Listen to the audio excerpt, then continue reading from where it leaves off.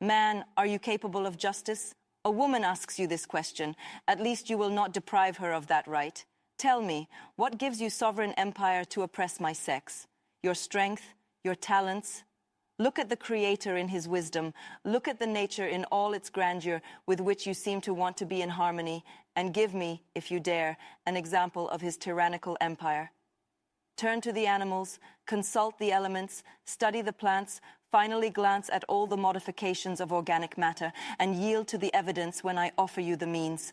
Seek, test, and distinguish, if you can, the sexes in the administration of nature. Wherever you look, you will find them mixed. Everywhere they cooperate in harmonious union in this immortal masterpiece. Man has only raised his exceptional circumstances from the beginning. Strange, blind, inflated with science and degenerated, in a century of enlightenment and wisdom, into the most crass ignorance, he wants to command like a despot, a sex that is in full possession of its intellectual faculties. He pretends to enjoy the revolution and claim his rights to equality without saying anything more about it. Declaration of the Rights of Women.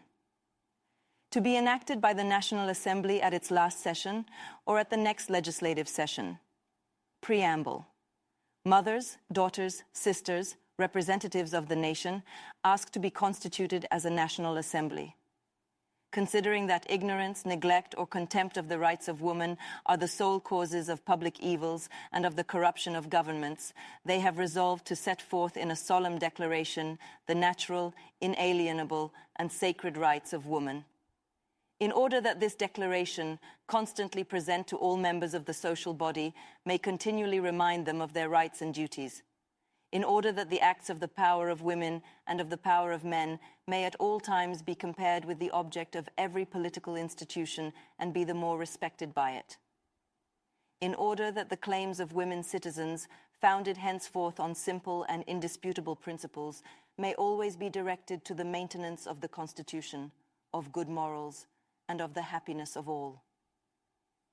Consequently, the superior sex, both in beauty and courage, in maternal sufferings, recognizes and declares, in the presence and under the auspices of the Supreme Being, the following rights of woman and of the female citizen.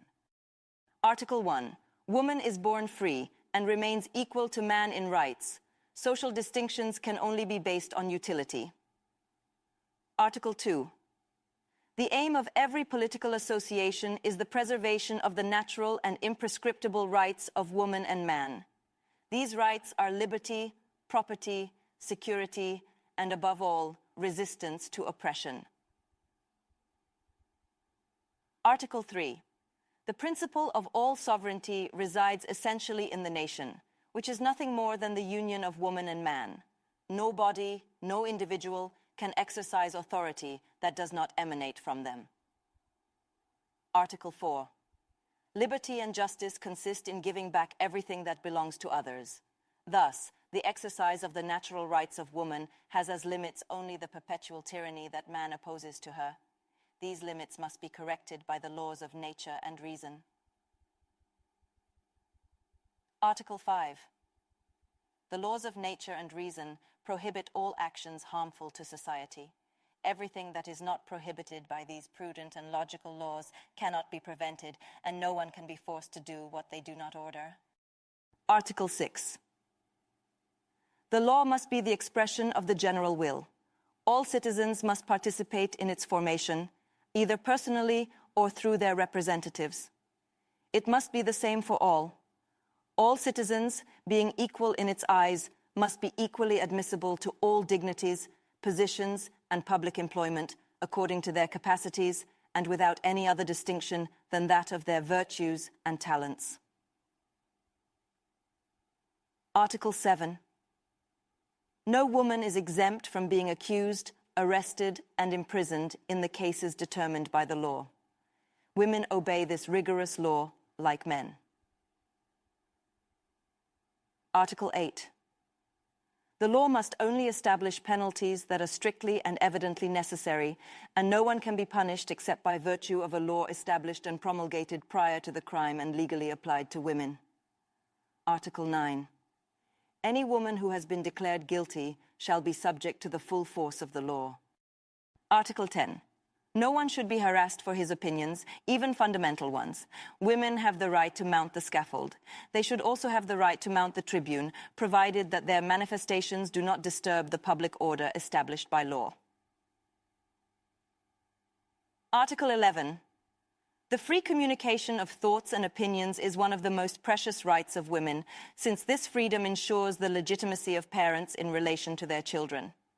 Every citizen can therefore freely say, "I am the mother of a child who belongs to you," without being forced by a barbarous prejudice to conceal the truth, with the exception of being held accountable for the abuse of this freedom in the cases determined by law. Article 12. The guarantee of the rights of women and of the citizen implies a greater utility.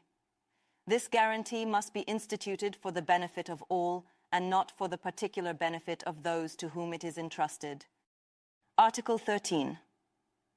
For the maintenance of the public force and for the expenses of administration, the contributions of women and men are the same.